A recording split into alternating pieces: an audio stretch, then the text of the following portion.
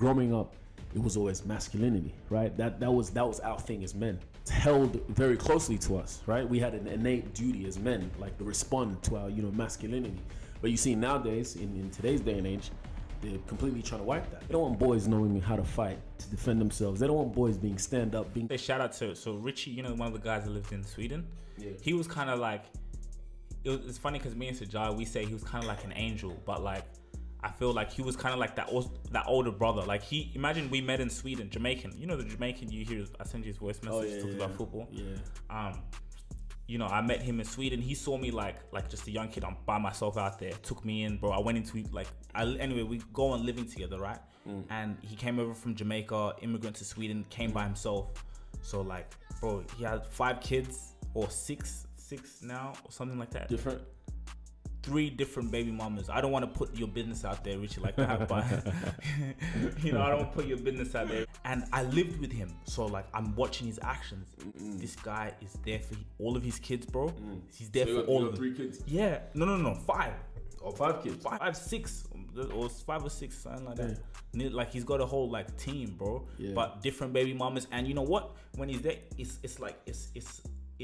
they're kept in line in terms of all right, boom, boom. This is a purpose. He knows my kid's this way, and like, and as I said, my challenge with him, I was talking to one of his baby mamas. You know what she said to me? She was like, Eve, because she's white. Yeah. So we're talking, and she goes, but Eve, Richie, he's always trying to bring up their son. He's always trying to bring him up like he's fighting a war, like it's a war going on. And when she was telling me that, I was like, you just don't get it. Yeah. You know what I'm saying? Like he's raising his black light-skinned child. Like this is a war. Like you got to be strapped. But in her, like when she's complaining to me about it, but I'm just like, yeah, because you don't get it. You know what I mean? Yeah. So it's like, how could it's having those baby mamas in line? But as I said, I respect that. Like you be there for all of your kids. Yeah. And have that plan. Yeah, you're gonna see. To be honest with you, so I'm big into history.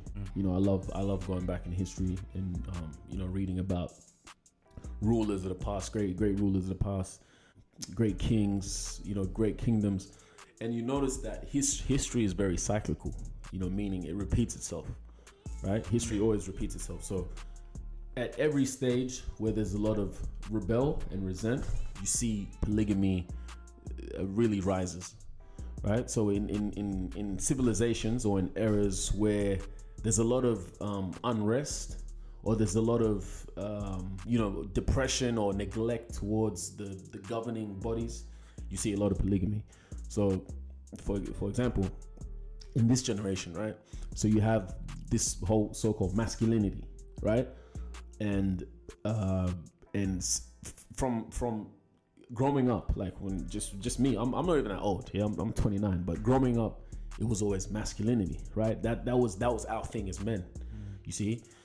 And it was something that it always was held very closely to us, right? We had an innate duty as men, like to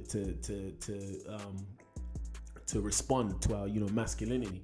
But you see nowadays, in today's day and age, they're completely trying to wipe that. They're trying to wipe that masculine agenda, and they're turning. They actually want to get boys to become feminine. Right? They want femininity. They want boys. They don't want boys hitting the gym. They don't want boys knowing how to fight, to defend themselves. They don't want boys being stand up, being strong. They don't want boys not, stop bitching and complaining and just getting on with it. Because these are the boys, the ones that you're talking about. These are the ones who can start a revolution. That's what I'm trying to say. These are the ones who can start and like, if you know what I mean. So it's like, we want to keep your. Yeah, but not just that. Just to finish my point that I'm saying is, you have guys who they'll grow up and you'll see a rise in polygamy. I'm telling you, watching the next, I say give it 10 or 15 years, almost everyone's going to be polygamous. Trust me. This is just how whenever you see that there's a huge like I said, there's a huge like resent towards society, like there is now. Like you can see that society's being spread up into, like it's these type of people versus these type of people. Now, these type of people are gonna say, well, we want to make sure that, they're the people with pride. They're gonna say, well, we're not going out like that. Yeah. So I'm gonna have as many kids as I can, and I'm gonna tell my kids that this is the way of life, and you've got to keep this way of life going. So you're gonna see a lot of that. You think you'll see a lot of that? Yeah, definitely. So let me ask you: do you want to be in a polygamous or monogamous relationship?